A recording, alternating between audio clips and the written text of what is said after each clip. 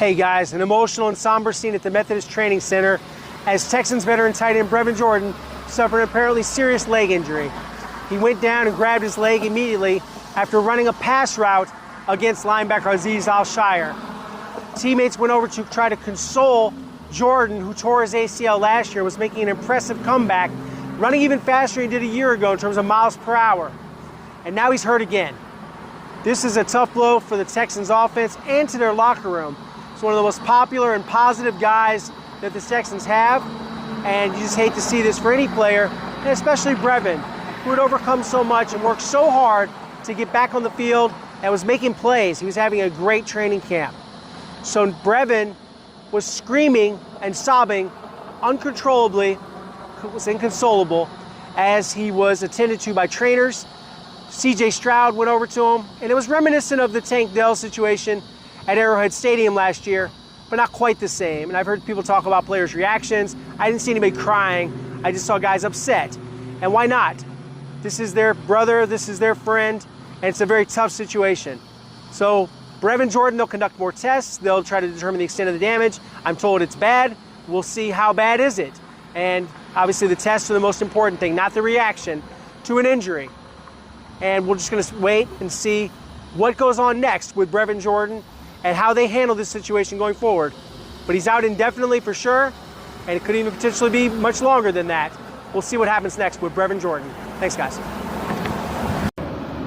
Really good, great practice today overall, guys. Getting back from the Minnesota trip, rain ride trip, everything was a success. How we planned it, so it's good to get back out here to work, back home.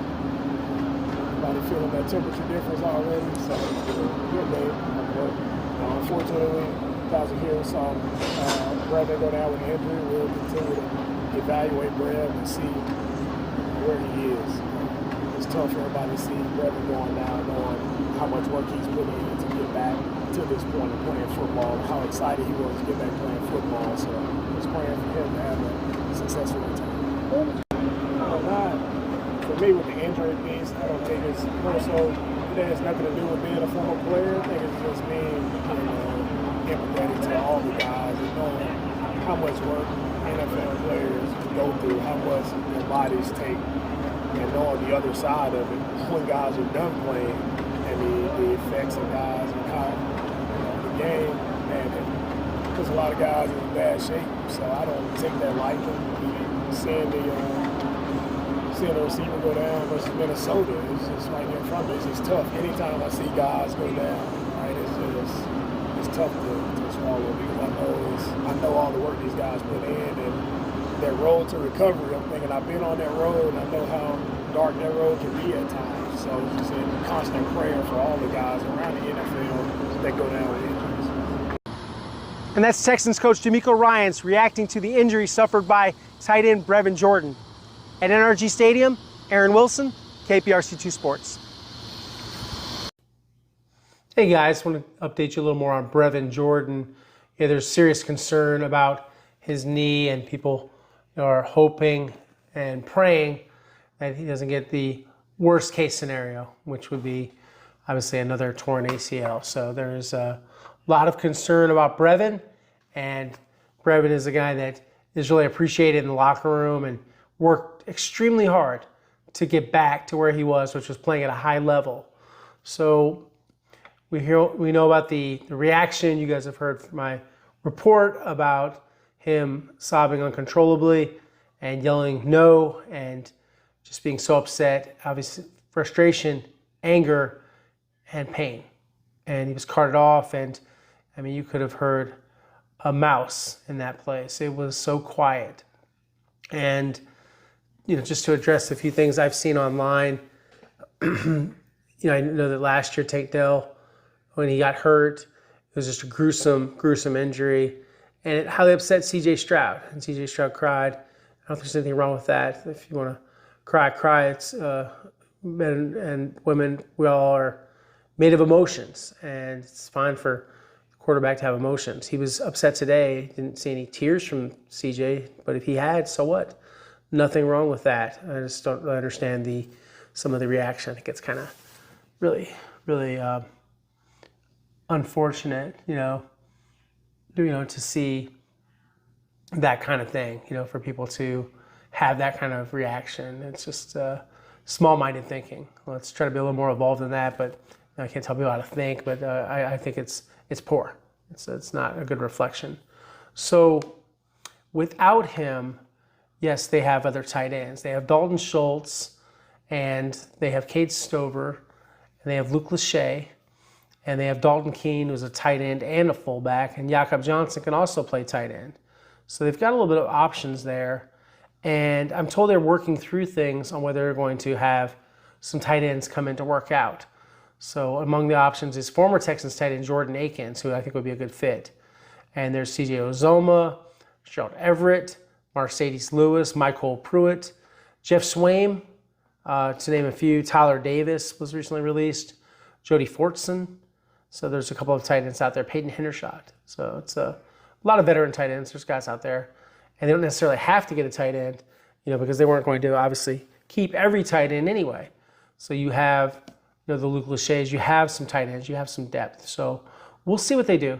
And they're working through it still, I'm told, as far as whether they're going to set up a tryout. So yeah, what happened on the play, just to kind of reiterate, he was running a pass route. He was being covered by Azeez Al-Shaair, and he got up to his feet, and he was attempting to walk on it, and then he couldn't anymore.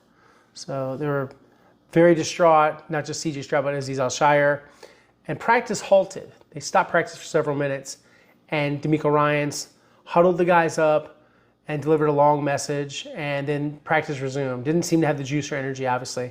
They were very flat after what happened, and understandably so. But they did resume the practice. There was a lot of commentary from players. Tim Settle Jr. did not want to talk about it, and that wasn't during my interview with him, but he was asked that question at the podium, and he declined to comment on it. DeMeco Ryans did discuss it. He talked about the empathy he has for them, not just as a former player, but just for anyone, knowing what it takes to come back. He's had serious injuries before. He talked about the dark road it takes to come back from injuries like that. Before this happened, the offense was having a good day. They looked pretty good. They had Woody Marks out there because Nick Chubb was in a red jersey signifying that he was non-contact.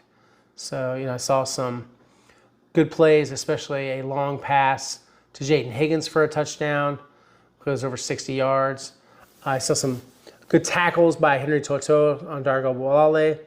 And overall, some good pass protection from Woody Marks. It's good to see that he can do that. So I thought that was impressive. And, there were some good plays from really all around. But Jordan, Brevin Jordan was having a good day before he got hurt.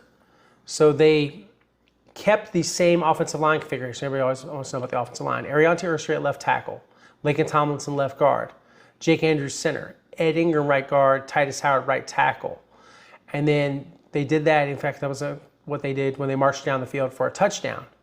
And then they did have some mixing and matching where they had Jarrett Patterson step in for Jake Andrews. And he is actually listed at the top of the depth chart, even though Andrews is obviously the first team center right now, or the front runner to be the first team center. And Juice Scruggs stepped in for Tomlinson. Still no Cam Robinson. He's got a knee injury, and it's obviously it's wrapped up, but I think it's not that bad. So we'll see him back at some point. So Nick Chubb was he was in the red jersey, and here's some other injury updates. Christian Harris practiced. Damian Pierce practiced. They're ramping these guys up. And then Foley Fatukasi and defensive end Derek Barnett, they were both activated from the physical and perform list. They passed their physicals. I told you Fatukasi had an off-season shoulder procedure. I don't know what Barnett had, but he was out for just a couple weeks, and now he's back. So that's good. Reinforcements for the defensive line, and they were pretty happy about that. So you had also Marlon Davidson injured his biceps, and now he's on injured reserve. So I think they might do an injury settlement and maybe try to bring him back at some point. So that was kind of what happened. Like with Pierce, should mention, by the way, he was doing individual drills, not the team drills. So they're still not quite there. But, very impressed with Jaden Higgins and his speed. I thought that was outstanding. on the touchdown. So that was great. That was from C.J. Stroud too. So C.J. threw it deep. I know some people have been talking about something wrong with his shoulder, something wrong with his arm. No, nothing wrong. Nothing wrong at all. And then I saw one-handed catch by Higgins, so pretty slick hands from the second-round pick. 6'4", about 220 pounds. Impressive. So some good things happening, but some things too that are kind of predictable. Arion Tertiary is having trouble blocking. Danielle Hunter gave up a sack, so that was one of the issues. And people are just kind of looking at now at the tight end position. So Irv Smith Jr., he's been out for a while. Don't know what kind of injury he has. Really hasn't been a great camp for Luke Lachey. I've seen good things from Kate Stover, and we've talked about him a lot. So they got Dalton Keene, Jakob Johnson, and they're going to have to lean on Dalton Schultz, who's had, I think, a pretty good training camp. He's been pretty accountable, too, about last season. I think he was dinged, but he hasn't made excuses, and that's good. It's good to see that from him. So, looking over at some things that have gone on with the Texans and just kind of, they were inside, they were in the bubble, and normally we haven't seen a lot of injuries in the bubble, so I don't know if I can blame it on anything like that. But overall, a solid practice.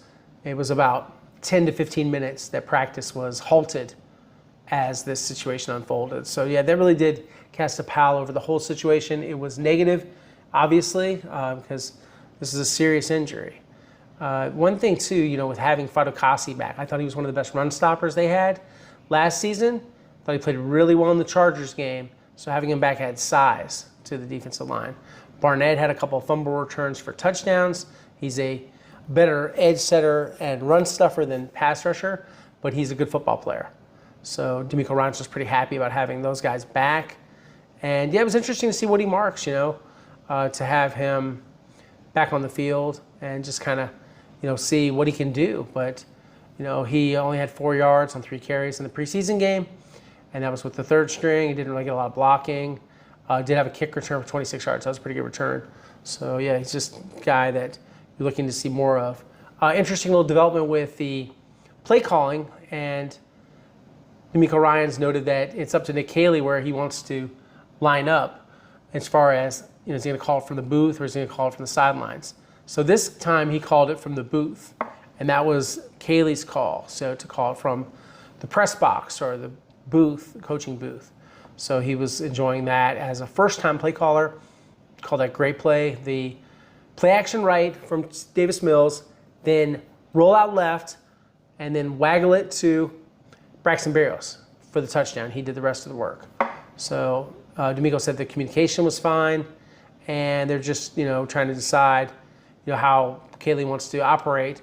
But this game against the Carolina Panthers, he's going to be on the sidelines. So we'll see if that is any different for Nick Caley. Probably a little more fun for him to be down there with the guys and get to have more conversations, get more of a field level feel for it. But obviously there's a lot you can gain from either one, from the perspective of the field or from being up in the box. So we'll see what he's more comfortable with. I kind of think he's going to want to be in the box, but Slowick, he called it from the field. So they'll make a decision. I think they'll make a good one on that one and how they want to go forward. So, obviously we got the injury. We got a lot going on. And then we have practice tomorrow. And then, I mentioned the, Davidson thing, but there was more than that that went on today. There was a tryout. So let me pull up some information on that too. Kind of get into more about this workout they had. So I thought that was interesting too. So they tried out Grant Dubose, who's a wide receiver, and he was not immediately signed to a contract. And then they also tried out, just get my notes up here. They worked out 4 players: offensive tackle Connor McDermott, defensive back Jalen Simpson, and wide receiver Winston Wright. So Texans continue to work out a lot of players. Remember, they work out players every year, and I get access to all those workouts. So I will tell you guys about the workouts, and when there's something noteworthy about a workout, I will report it, and I will talk about it. But right now, not much to talk about other than they did work those guys out. So guys, appreciate you guys supporting the channel. We are growing, and we're going to continue to grow and to build this channel. And appreciate your support and for tuning in and for all your patience and all your good questions and comments. please keep them coming. Please watch, like, subscribe. And, of course, I'm on Twitter and X at Aaron Wilson _NFL, Instagram Aaron Wilson 7128. I'm on television at KPRC2 with Randy McElvoy. And I'm also at www.click2houston.com, which is free of charge. So please bookmark us and hit refresh because we have lots of new content all the time. Until next time, guys, thanks for the conversation.